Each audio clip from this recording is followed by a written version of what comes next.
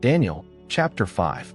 Belshazzar the king made a great feast to 1,000 of his lords, and drank wine before the 1,000.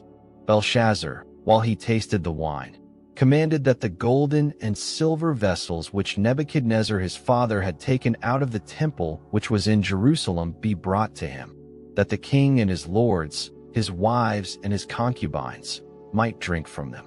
Then they brought the golden vessels that were taken out of the temple of God's house, which was at Jerusalem, and the king and his lords, his wives and his concubines, drank from them. They drank wine, and praised the gods of gold, and of silver, of brass, of iron, of wood, and of stone. In the same hour, the fingers of a man's hand came out, and wrote near the lampstand on the plaster of the wall of the king's palace. The king saw the part of the hand that wrote. Then the king's face was changed in him, and his thoughts troubled him, and the joints of his thighs were loosened, and his knees struck one against another. The king cried aloud to bring in the enchanters, the Chaldeans, and the soothsayers.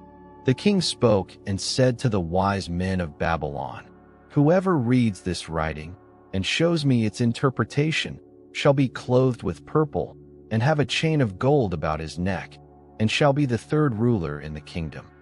Then all the king's wise men came in, but they could not read the writing, and couldn't make known to the king the interpretation.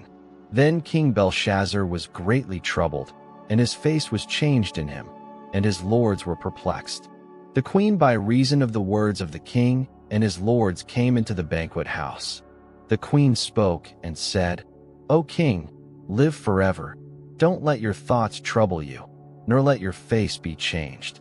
There is a man in your kingdom, in whom is the spirit of the holy gods, and in the days of your father light and understanding and wisdom, like the wisdom of the gods, were found in him. The king Nebuchadnezzar your father, yes, the king, your father, made him master of the magicians, enchanters, Chaldeans, and soothsayers, because an excellent spirit, knowledge, understanding, interpreting of dreams, showing of dark sentences, and dissolving of doubts were found in the same Daniel, whom the king named Belteshazzar. Now let Daniel be called, and he will show the interpretation." Then Daniel was brought in before the king. The king spoke and said to Daniel, "Are you that Daniel of the children of the captivity of Judah, whom the king my father brought out of Judah? I have heard of you, that the spirit of the gods is in you, and that light, understanding, and excellent wisdom are found in you. Now the wise men, the enchanters, have been brought in before me, that they should read this writing and make known to me its interpretation, but they could not show the interpretation of the thing. But I have heard of you, that you can give interpretations and dissolve doubts. Now if you can read the writing and make known to me its interpretation, you shall be clothed with purple and have a chain of gold around your neck, and shall be the third ruler in the kingdom." Then Daniel answered before the king, "Let your gifts be to yourself, and give your rewards to another. Nevertheless, I will read the writing to the king, and make known to him the interpretation. You, king, the Most High God gave Nebuchadnezzar your father the kingdom, and greatness, and glory, and majesty. Because of the greatness that he gave him, all the peoples, nations, and languages trembled and feared before him. He killed whom he wanted to, and he kept alive whom he wanted to. He raised up whom he wanted to, and he put down whom he wanted to. But when his heart was lifted up, and his spirit was hardened so that he dealt proudly, he was deposed from his kingly throne, and they took his glory from him.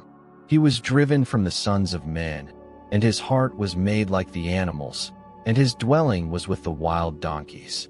He was fed with grass like oxen, and his body was wet with the dew of the sky, until he knew that the Most High God rules in the kingdom of men, and that he sets up over it whomever he will.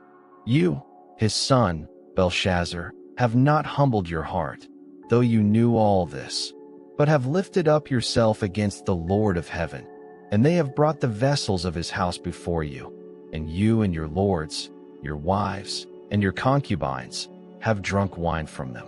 You have praised the gods of silver and gold, of brass, iron, wood, and stone, which don't see, or hear, or know. And you have not glorified the God in whose hand your breath is, and whose are all your ways. Then the part of the hand was sent from before him, and this writing was inscribed. This is the writing that was inscribed: Mean, Tekel, Upharsin. This is the interpretation of the thing. Mean, God has counted your kingdom and brought it to an end. Tekel, you are weighed in the balances and are found wanting. Peres, your kingdom is divided and given to the Medes and Persians. Then Belshazzar commanded, and they clothed Daniel with purple and put a chain of gold about his neck and made proclamation concerning him, that he should be the third ruler in the kingdom. In that night Belshazzar the Chaldean king was slain. Darius the Mede received the kingdom, being about 62 years old.